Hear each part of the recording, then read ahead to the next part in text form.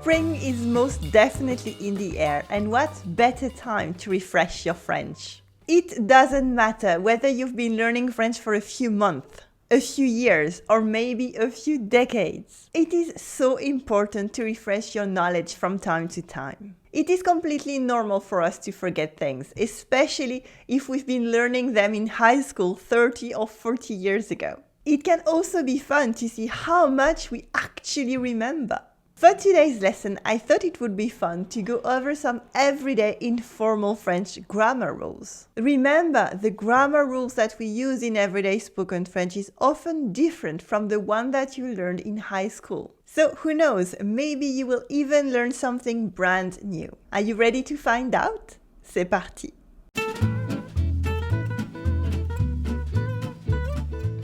Our first rule for informal grammar today is pronunciation, and it is with couper les voyelles de je et tu.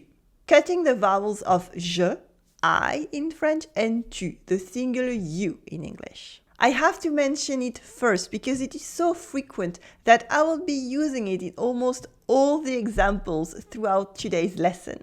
Oh, and by the way, you will find all these examples in writing and many more, as well as the rules, at the blog post for this lesson over on my website in a free document that you can read online and even download. It is on the link below this video. So, what is this rule exactly? Well, you probably know that je becomes je before a vowel. It loses its That's a rule even in formal correct French. We don't say je ai faim, we say j'ai faim, I am hungry. Well, in informal, everyday spoken French, we extend this rule to les consonnes, the consonants as well. So, instead of saying je pars de chez moi, I am leaving home right now, je pars de chez moi, we would often pronounce je pars de chez moi, je pars de chez moi. Same thing with je te rappelle demain. We would say je te rappelle demain. I am calling you back tomorrow. Je te rappelle demain. We cut the in je. Hein? Et je te rappelle demain, ok? Je t'embrasse. One special case is for verbs that start with an S, more notably savoir.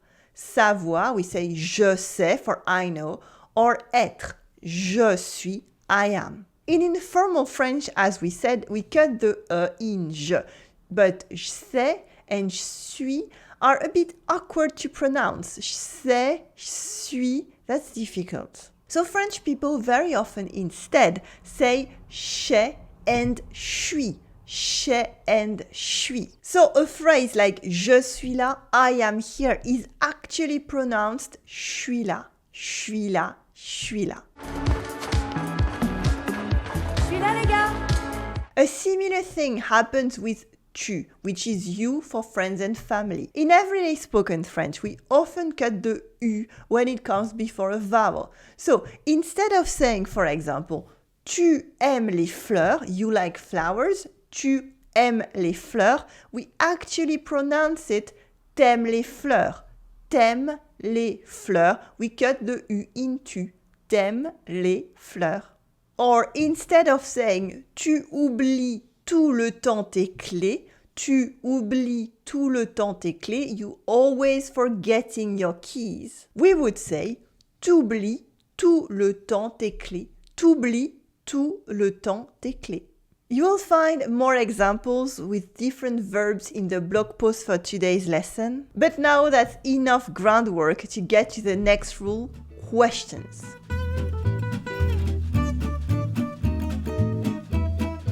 In informal French, on ne fait pas l'inversion du sujet et du verbe dans les questions. We do not use the inversion of subject and verb in a question. You probably learned everything about the inversion at school, and for now, this is good news. It means that you don't have to learn or relearn all the complicated ways to build a question in French. For instance, let's take a simple sentence. Tu es sûr, you are sure. Tu es sûr.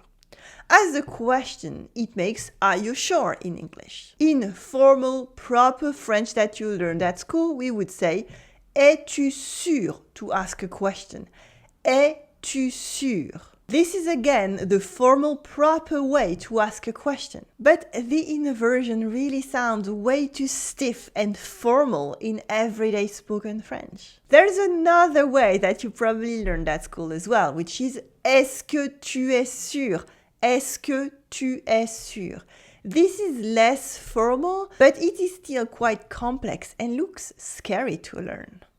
However, in informal, everyday spoken French, real spoken French, we would use something much simpler. Not es-tu sûr or est-ce que tu es sûr, but tu es sûr, are you sure, tu es sûr. No inversion, no added structure, it's just the affirmation tu es sûr, but with a question mark at the end. We call this un point d'interrogation. Un point d'interrogation, a question mark. And since you remember the first rule that we mentioned today of removing the U in tu, we actually say instead of tu es sûr, t'es sûr, t'es sûr, t'es sûr. T'es sûr?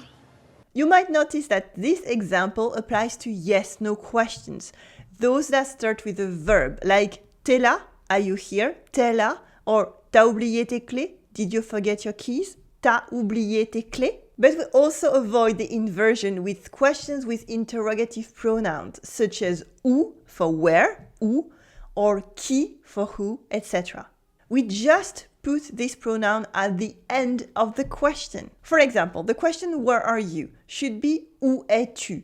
Où es-tu in formal proper French. But it is actually pronounced t'es où in everyday spoken French. T'es où? T'es où? Allô Julie? Oui mais t'es où? And of course, as in every French rule, there is one main exception. I have to talk about it because we will need it for the next examples of the lesson. This exception is que, the interrogative pronoun for what that becomes quoi as an object. Don't worry, I made a whole lesson on the different uses of quoi in French, but for these rules, it is not as complex as it seems. It only means that instead of asking the proper question, que fais-tu? What are you doing? Que fais-tu? We would ask in everyday French, tu fais quoi? Tu fais quoi? More literally, you're doing what? You're doing what? Tu fais quoi? It's this way because of complicated grammar rules, but also because que sounds ugly at the end of the sentence. So que fais-tu becomes tu fais quoi in everyday spoken French. But don't get too bogged down on the rules anyway. Just keep in mind how a few sentences are structured in everyday spoken French and you will get the rest. Actually, repeat after me. C'est quoi? C'est quoi? What is it? C'est quoi? C'est quoi ça? C'est où? Where is it? C'est où? C'est où? And we don't do la liaison, okay? Between est and où. Tu fais quoi? What are you doing? Tu fais quoi? Tu fais quoi? Again, tu fais quoi? And at last, t'es où? Where are you? T'es où? T'es où? With these 4 questions, you will remember how the rule works.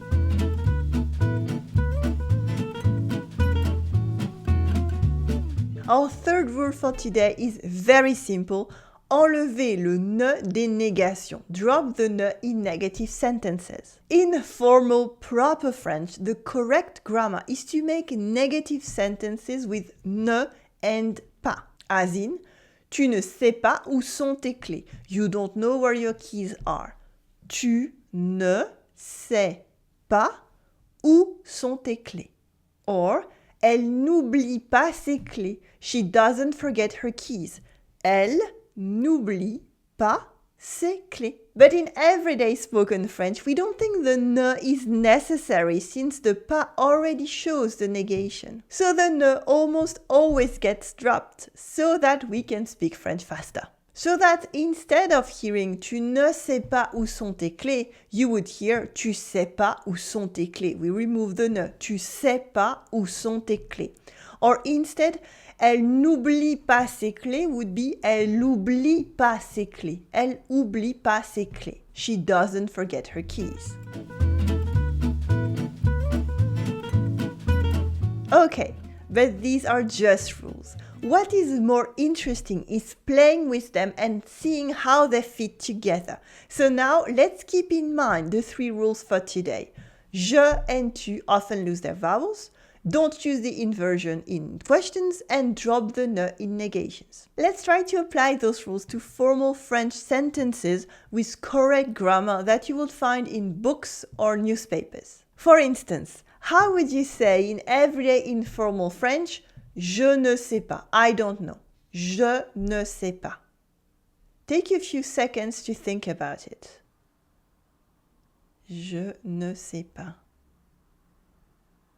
Okay, well, first we drop the ne, so it becomes je sais pas, je sais pas. Je sais pas.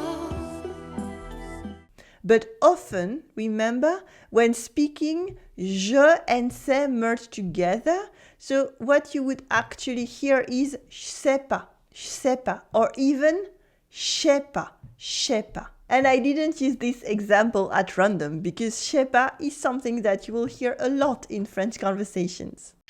Qu'est-ce que c'est faire? C'est pas quoi faire. Qu'est-ce que c'est faire?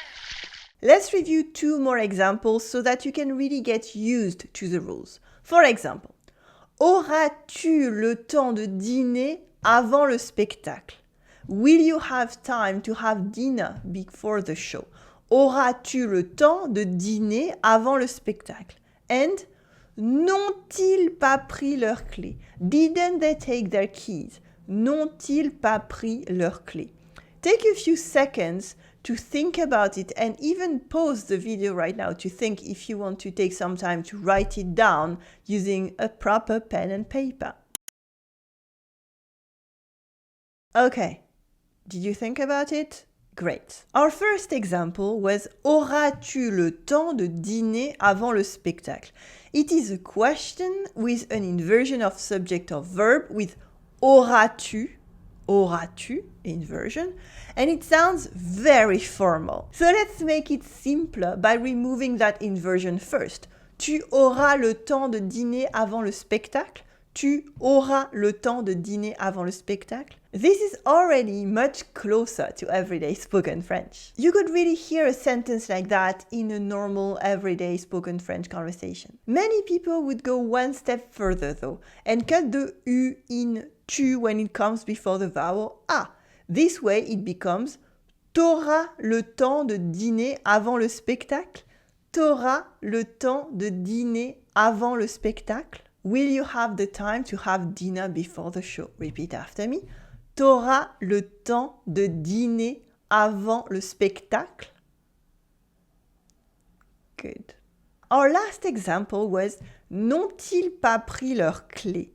N'ont-ils pas pris leurs clés? Didn't they take their keys? N'ont-ils pas pris leurs clés? It is a negation and a question and an inversion. So it sounds really formal and sophisticated. You would never hear someone say that in a real French conversation. It sounds like a theater play or an old book. No, instead we would once again remove the inversion to get ils n'ont pas pris leurs clés and then drop the ne. Ils ont pas pris leurs clés. They didn't take their keys.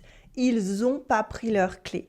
Now, the silent S in il comes before a vowel. So we make la liaison. Ils ont pas pris leurs clés.